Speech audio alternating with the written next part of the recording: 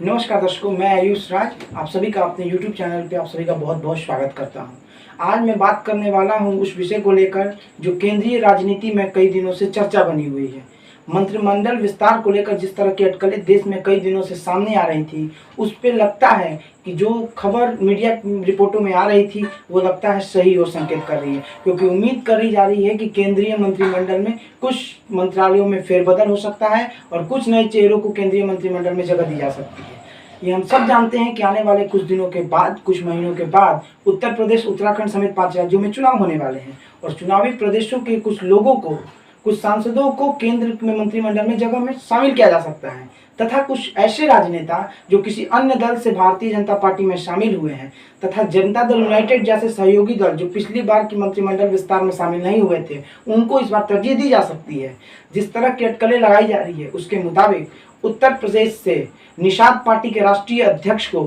केंद्रीय मंत्रिमंडल में शामिल किया जा सकता है। और जिस प्रकार से योगी आदित्यनाथ जब दिल्ली आए हुए थे और उस समय जब योगी आदित्यनाथ गृहमंत्री से मुलाकात कर रहे थे, उस मुलाकात के कुछ देर बाद अपना दल की नेता अनुप्रिया पटेल से भी गृहमंत्री की मुलाकात हुई थी। और अनुप्रिया पटेल मिर्जापुर से सांसद हैं और अनुप्रिया पटेल को 2019 में जब केंद्र में दोबारा मोदी सरकार लौटी तो उस समय केंद्रीय मंत्री नहीं बनाया गया। अब अटकलें ये लगाई जा रही है कि अनुप्रिया पटेल को भी केंद्रीय मंत्रिमंडल में शामिल कर उन तमाम छोटे दलों को अपने साथ लाने का कोशिश की जा रही है जो आने वाले 2022 के यूपी चुनाव में उनको मदद कर सकते हैं। निषाद पार्टी के राष्ट्रीय अध्यक्ष को भी मोदी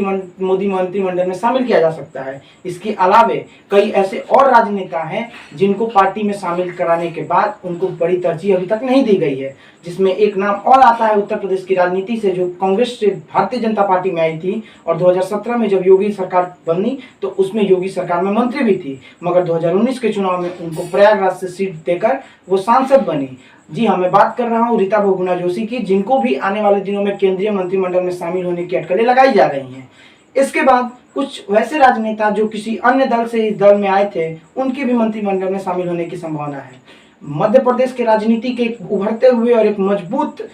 घराने से आने वाले राजनेता ज्योतिरादित्य सिंधिया को भी अटकलें हैं कि वो मोदी मंत्रिमंडल में एक बड़ा पोर्टफोलियो मिलने जा रहा है, क्योंकि ज्योतिरादित्य सिंधिया एक बड़े और सुलझे हुए राजनेता माने जाते हैं। और ज्योतिरादित्य सिंधिया को 1.5 साल पहले भारतीय जनता पार्टी ने राज्यसभा के लिए मनोनीत किया था और उसके बाद से अटकलें थी कि जब भी केंद्रीय मंत्रिमंडल का गठन होगा, विस्तार होगा, उसमें कहीं ना कहीं ज्योतिरादित्य सिंधिया को मौका दिया जाएगा। इसके अलावा बिहार में जिस प्रकार से 2020 के चुनाव के बाद सुशील कुमार मोदी को केंद्रीय राजनीति की ओर अग्रसर किया गया और उन्हें राज्यसभा के लिए मनोनीत किया गया, तो ये उम्मीद लगाई जा सकती है कि सुशील कुमार मोदी को भी केंद्र सरकार में एक बड़ा मंत्रिमंडल में बड़ा मंत्रालय मिलने वाला है। इसके साथ ही 2019 में जनता दल यूनाइटेड जिस प्रकार से शामिल नहीं हुई थी केंद्रीय मंत्रिमंडल में, उसकी भी अटकलें तेज हो चुकी है, क्योंकि कुछ दिनों पहले जब आरसीपी सिंह जो कि राष्ट्रीय अध्यक्ष है जनता दल यूनाइटेड के, उनके तरफ से जब स्टेटमेंट आया तो ये अटकलें काफी तेज होने लगी और उम्मीद ये लगाए जा रहे हैं कि आरसीपी सिंह और ललन सिंह, दो व्यक्तियों को केंद्रीय मंत्रालय में जगह मिल सकती है। इसके अलावा उत्तराखंड के पूर्व मुख्यमंत्री त्रिवेंद्र सिंह रावत या फिर असम के पूर्व मुख्यमंत्री सर्बानंद सोनोवाल जैसे कई चेहरे ऐसे हैं जिन्हें नए रूप में, एक नए चेहरे के रूप में केंद्रीय मंत्रिमंडल में शामिल किया जा सकता है। और जो रामविलास पासवान के बाद जो मंत्रालय खाली हुआ था, जिसका कयास लगाया जा रहा था कि लोक जनशक्ति पार्टी से कौन मंत्री बनेगा, इस पर अभी कोई